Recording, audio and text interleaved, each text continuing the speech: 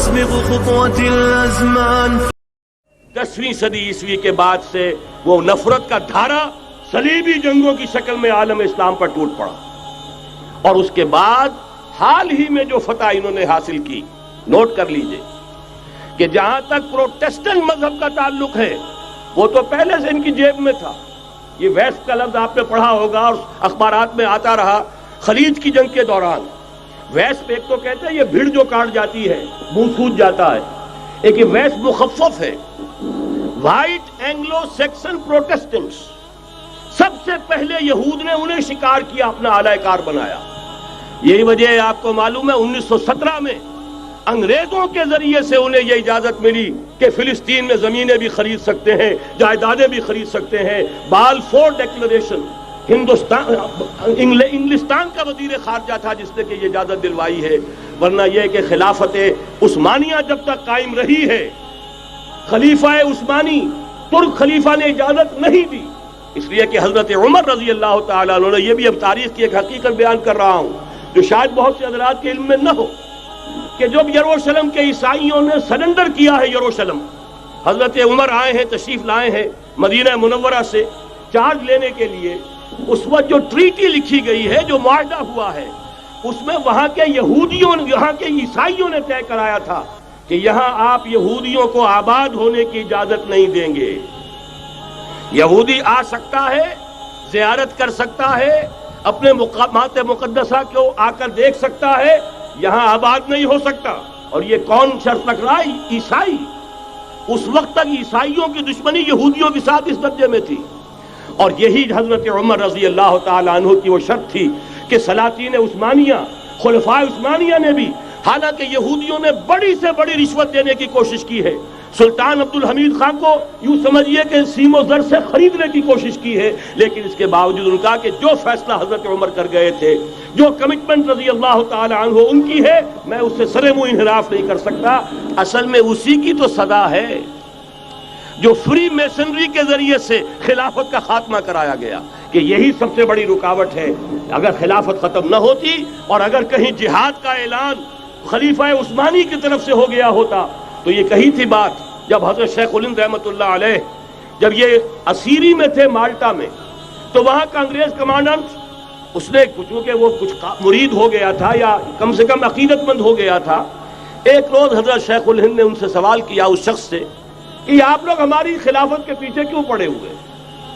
یہ تو بیمار تم خود کہتے ہو، یورپ کا مرد بیمار ترکی، آپ کو کیا ڈر ہے اس سے؟ آپ کیوں اس بیچاری خلافت کے در پہ ہیں؟ اس شخص نے جواب دیا تھا، مولانا اتنے بھول پن کے ساتھ بات نہ کیجئے، ہم بھی جانتے ہیں، آپ بھی جانتے ہیں، اگر کہیں خلافت عثمانیہ کی طرف سے جہاد کا اعلان ہو گیا تو پورے عالم اسلام سے لاکھوں مسلمان اپنے سروں سے کفن باندھ کر نکل آئیں گے. آج اس گئے گزرے دور میں بھی اس کمزور اور یوں سمجھیے کہ نام نہاد خلافت کے اندر اتنی جان ہے، اتنی طاقت، لہذا اس کو ختم کیا گیا. اور ختم کرایا گیا کن کے ذریعے سے؟ وہ جو مسلمان کہلاتے ہیں تھے فری میسن، مصطفیٰ کمال پاشا فری میسن، اور اس کے ذریعے سے انہوں نے سارے کام جو کروائے وہ در حقیقت اپنی سازشوں کے ذریعے سے اور مسلمانوں کو استعمال کر کے کروائے. بہرحال بات لمبی ہو رہی ہے. پہلی بات تو یہ ہے کہ وہی نقشہ اس وقت کا آج بھی ہے جہاں تک یہودیوں کا تعلق ہے، لیکن فرق یہ واقع ہو گیا کہ اس وقت عیسائی یہودیوں کے تابع نہیں تھے، بلکہ عیسائیوں اور یہودیوں کے مابین دشمنی تھی. آج یہودی عیسائیوں پر مسلط ہو چکا ہے. فرنگ کی رگے جاں پنجے یہود میں ہے، اور آج کے فرنگ کا لیڈر امریکہ ہے. امریکہ کا صدر یوں سمجھیے کہ وہ ان یہودیوں کا غلام ہے. مجال نہیں کہ ان کی مرضی سے ادھر سے ادھر ہو جائے، اور اگر کوئی غلطی سے ادھر سے ادھر ہو جائے تو اس کا پتہ چاک ہو جائے گا. آپ دیکھیے کیا حشر ہوا ہے بش کا، حالانکہ بہت بڑا ہیرو بن کر نکلا تھا گلف وار سے، لیکن ذرا سا ایک بیان دے دیا تھا کہ جو اسرائیل کو پسند نہیں آیا، تو جو الیکشن میں چاروں شانے چت ہوا ہے اس کا جو حشر ہوا ہے وہ دیکھ لیجیے. تو پہلی بات تو یہ سمجھ لیجئے کہ آج بھی یہودی، یہ نیو ورلڈ آرڈر ہے، نیو ورلڈ آرڈر، اور اس میں عیسائی دنیا اس کی اعلی کار ہے. اب صورتحال کیا ہے؟ عیسائی دنیا، میں ایک بات بتا رہا تھا بیچ میں رہ گئی، کہ جہاں تک پروٹیسٹنٹ عیسائی تھے وہ تو پہلے ان کے ہاتھ میں تھے، حال ہی میں انہوں نے جو فتح حاصل کی ہے وہ کیتھولک عیسائیت کو بھی اپنے ہاتھ میں لے لیا ہے۔ چنانچہ پوپ صاحب نے فرمان جاری کر دیا ہے کہ ہمارے خداوند یسوع مسیح کے قتل کی ذمہ داری ان یہودیوں پر نہیں ہے، بری کر دیے گئے۔ 1900 برس کے بعد، بلکہ 2000 برس کے قریب ہو گئے، انہیں ایگزونریٹ کر دیا گیا، ایبسالو کر دیا گیا، ان پر ذمہ داری نہیں۔ نتیجہ یہ نکلا ہے کہ ابھی چند مہینے پہلے جو مذاکرات صلح کے ہو رہے تھے، جن میں یاسر عرفات بھی تھے اور یہ اسحاق رابین گیا ہوا تھا واشنگٹن، وہاں سے واپس آیا ہے تو روم میں رک کر پاپائے روم سے ملاقات کر کے تشریف لائے ہیں، انہیں دعوت دی ہے کہ یروشلم آئیے، اور ویٹیکان نے تسلیم کر لیا ہے اسرائیل کو، اور ویٹیکان کا اب جو ہے ایک ایمبیسی، اس کا جو ہے سفارت خانہ وہ یروشلم میں بننے والا ہے، اور پوپ صاحب بھی وزٹ کرنے والے ہیں۔ گویا کہ یہ گٹھ جوڑ اب مکمل ہو چکا، اب کہیں اس میں کوئی کمی نہیں رہی۔ اس یونائٹڈ فورس کے ساتھ یہ نیو ورلڈ آرڈر اس وقت عالم اسلام پر حملہ آور ہے۔ اب اس میں نوٹ کیجئے کہ اس وقت کی فضا ہے کیا۔ عالم اسلام میں سے عالم عرب ان کے شکنجے میں جا چکا، کیوں بنا کر کھڑے ہوئے ہیں اسرائیل کو ماننے کے لیے اور سر تسلیم خم کرنے کے لیے۔ انہیں بلا کر میڈرڈ میں پیش کیا گیا یہودیوں کے سامنے کہ تم جن کے ساتھ ایک ٹیبل پر بیٹھنے کو تیار نہیں تھے، میڈرڈ میں آؤ، آؤ اپنا قبرستان دیکھو، یہ اسپین کی سرزمین جہاں تم نے 800 برس حکومت کی تھی، یہ تمہارا قبرستان، یہاں آؤ اور بیٹھو اور ان کے ساتھ بات کرو۔ گئے تھے کہ نہیں تمام فرنٹ لائن سٹیٹس میڈرڈ میں؟ حالانکہ کوئی بین الاقوامی کانفرنس کبھی میڈرڈ میں نہیں ہوئی، یا تو یہ واشنگٹن میں، بعد میں وہ سارے معاملات واشنگٹن میں چلے، شروع وہاں سے کیا۔ اس لیے کہ نیوز ویک کا کچھ عرصے پہلے کور سٹوری جو تھی 1992 is the year of Spain. Why? 1592 was the year of the fall of Granada. 1492 میں 1492 میں غرناطہ کا سقوط ہوا، اور پورے آئیبیرین پیننسولا سے ایک ایک مسلمان بچہ نکال کر ختم کر دیا گیا، یا زندہ جلا دیے گئے، یا تہہ تیغ کر دیے گئے، یا جہازوں میں بھر کر۔ اور آپ کو معلوم ہے میڈیٹرینین کی حیثیت کیا ہے، خلیج ہے، ایک معمولی سی خلیج، ادھر سے اسپین کا ساحل قریب آ جاتا ہے، اسپین کے ساحل سے جہازوں میں بھرا اور نارتھ افریقہ کے ساحل کے اوپر پھینک کر آ گئے۔ پورے ہسپانیہ میں جہاں 800 برس مسلمان کی حکومت رہی، ایک بچہ بھی مسلمان نام کا موجود رہا۔ یہ تھا 1492، اور اب آیا تھا 1992۔ 1992 is the year of Spain۔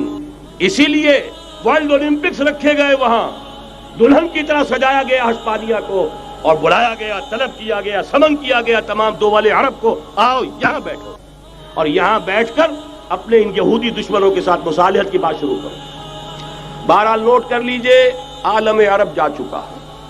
کوئی دن کی بات ہے، میں سنسنی پیدا نہیں کرنا چاہتا، لیکن حالات اور واقعات سے نگاہیں بند کرنا بھی کوئی دانش مندی کی بات نہیں ہے۔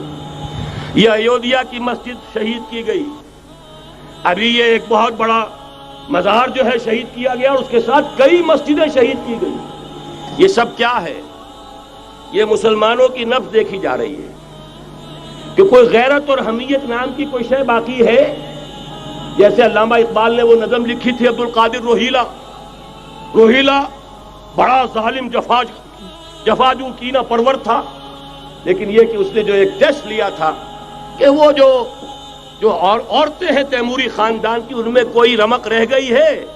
معلوم ہوا کہ نہیں، کہ غیرت نام تھا جس کا، گئی تیمور کے گھر سے، ختم، غیرت نکل گئی۔ اسی طرح ایودھیا کی مسجد، اب چرار شریف، اور یہ کوئی دن کی بات ہے کہ اب مسجد اقصی کا نمبر آیا کہ آیا، اس کے لیے پوری تیاریاں ہو چکی ہیں۔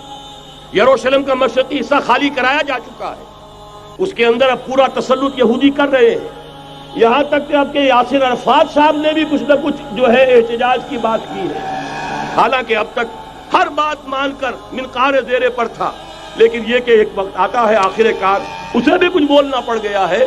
لیکن یہودی اب پیچھے قدم ہٹانے والا نہیں ہے، ان کا تھرڈ ٹیمپل 30ویں مرتبہ ہیکل سلیمانی تعمیر ہونا ہے. نوٹ کر لیجئے، ان کے لیے وہ وہی کچھ ہے جو ہمارے لیے کعبہ ہے. ان کے لیے ہیکل سلیمانی بالکل وہی حیثیت رکھتا ہے جو ہمارے لیے کعبہ. وہ ہیکل سلیمانی ایک مرتبہ پہلے نبوکدنضر کے ہاتھوں مسمار ہوا، پھر سن 70 عیسوی میں ٹائٹس کے ہاتھوں مسمار ہوا. سن 70 کے بعد آج 1995 میں کتنے برس ہو گئے؟ پورے 1925 برس ہو گئے کہ ان کا کعبہ زمین بوس پڑا ہوا ہے. اب تک تو ان کا بس نہیں تھا، اب تو بس ہے کہ نہیں؟ اب ان کی حکومت ہے کہ نہیں؟ اب شاہ حسن ہو چاہے شاہ حسین، ان کے نوکر اور چاکر ہیں یا نہیں؟ اب انہیں ڈر کس کا ہے؟ لہذا کوئی دن کی بات ہے، مسجد اقصی شہید ہوگی اور ٹیمپل کی تعمیر شروع ہوگی. یہ تو بہرحال ایک نقشہ ہے. اگلا نقشہ آپ کو بتانا چاہتا ہوں، ایک دوسری تصویر ہے. یہ تصویر ہے زمینی، ایک تصویر ہے آسمانی. وَمَكَرُوا وَمَكَرَ اللَّهُ وَاللَّهُ خَيْرُ الْمَاكِرِينَ. انہوں نے اپنی سی تدبیریں کی، اللہ نے اپنی تدبیر کی، اور ظاہر بات ہے اللہ کی تدبیر سے بہتر تدبیر کس کی ہوگی؟ چنانچہ یہودیوں کی سازشیں اس وقت بھی ناکام ہوئی تھی یا نہیں؟ ظاہر بات ہے جاء الحق وزهق الباطل ان الباطل کان زہوقا. لہذا یہ آیتیں دونوں اعلان کر رہی ہیں کہ یہودیوں کی سازشیں بالآخر ناکام ہوں گی اور دین حق کا بول بالا ہو کر رہے گا. یہ تو ان آیتوں سے ظاہر ہے. یریدون لیطفئوا نور اللہ بافواہہم واللہ متم نورہ ولو کرہ الکافرون. یریدون ان یطفئوا نور اللہ بافواہہم ویابى اللہ الا یتم نورہ ولو کرہ الکافرون.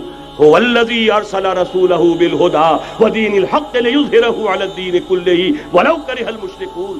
اللہ نے تو بھیجا ہی ہے اپنے رسول کو اس فیصلے کے ساتھ اور یہ ذمہ داری اور مشن دے کر کہ جو دین حق آپ کو دے کر بھیجا جا رہا ہے اسے غالب کیجئے، نافذ کیجئے، قائم کیجئے. اس مشن کے ساتھ بھیجا جا رہا ہے اور وہ بہرحال آیا جاء الحق وزهق الباطل ان الباطل کان زہوقا. لیکن نوٹ کرنے کی بات یہ ہے، ذرا یہاں تھوڑا سا تحمل کے ساتھ غور کیجئے گا، کہیں میرے خلاف کوئی فتویٰ دینا شروع کر دیں. کیا حضور کا مقصد بعثت اس وقت مکمل ہو گیا تھا؟ ایک درجے میں ہو گیا کہ جزیرہ نما عرب پر اللہ کے نور کا بھی اتمام ہو گیا، اللہ کا دین بھی غالب ہو گیا. ہو گیا کہ نہیں ہو گیا؟ لیکن کیا محمد الرسول اللہ صرف عرب کے لیے بھیجے گئے تھے؟ قرآن کہتا ہے ببانگ دہل وما ارسلناک الا کافۃ للناس بشیرا ونذیرا. اے محمد صلی اللہ علیہ وسلم، ہم نے نہیں بھیجا ہے آپ کو مگر پوری نوع انسانی کے لیے بشیر اور نذیر بنا کر.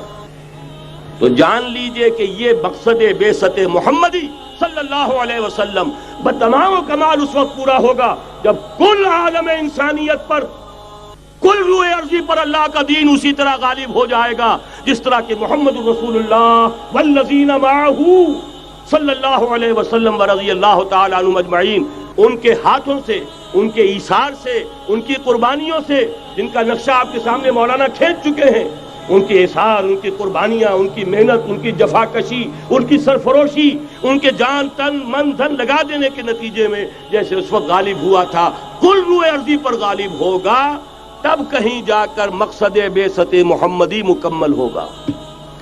یہی وجہ ہے اقبال نے کہا تھا وقت فرصت ہے کہاں، کام ابھی باقی ہے، نور توحید کا اتمام ابھی باقی ہے. لیکن ساتھ ہی خوشخبری بھی دی تھی، یہ چمن معمور ہوگا نغمہ توحید سے. آئے گا وہ دور، یہ چمن معمور ہوگا نغمہ توحید سے، لازماً آ کر رہے گا. وتعلو همتي دوما وتسبق خطوتي الأزمان فوقتي لا أضيعه بما يفضي إلى الخسران وكفي لا يفارقها أداء البر والإحسان ولا تدري شمالي عن يميني إنه الكتمان.